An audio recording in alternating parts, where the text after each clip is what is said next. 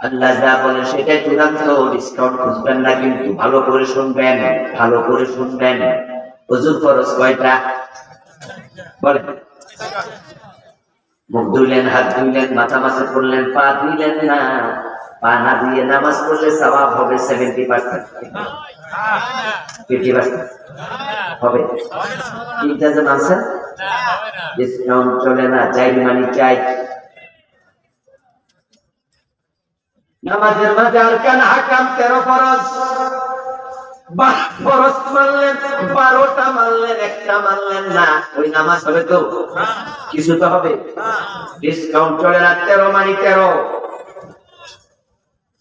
সবে সাদিকের সময় রোজা রেখেছেন, শুরু সাহারি খেয়েছেন, সূর্য ডোবার 10 মিনিট আগেও যদি আপনি ইফতার করে ফেলেন, সারা দিনের রোজা পুরাটা ভাত।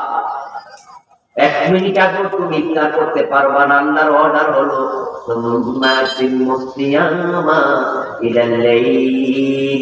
তুমি রোজাটাকে রাত পর্যন্ত পূর্ণ করো।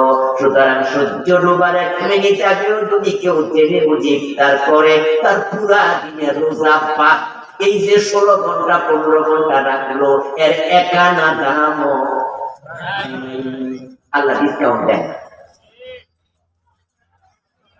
আমরা তো সুদ খাইয়াও জান্নাত খুঁজি, নামাজ না পড়ি জান্নাতে যাবো, এত সোজা, এত সোজা। আদম আলাইহিস সালাম জান্নাতে আল্লাহর কথা শুনেন নাই মাত্র কয়টা? মা হাওয়া শুনে নাই কয়টা?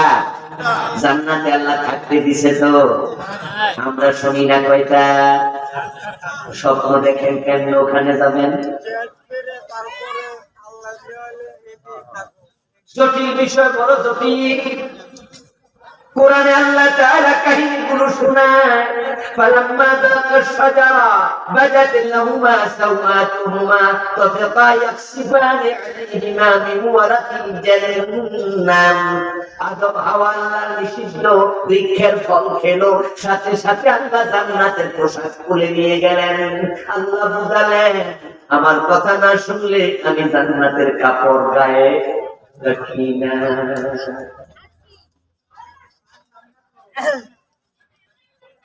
তারপর দুইজন রব্বানা যালামনা আনফুসানা কান্নাকাটি কইরা তওবা করলেন। করার পর আল্লাহ কয়, জান্নাত থেকে বেরিয়ে যাও, এখানে থাকতে পারবা না।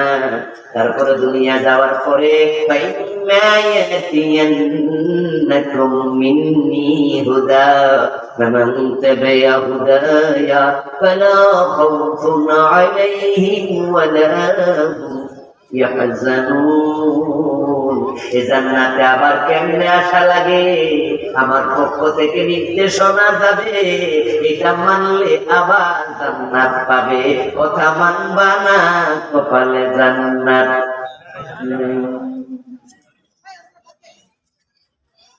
ডিসকাউন্ট খুঁজেন না, তো কি ও আসবে না মনে মনে ভাবতে হবে,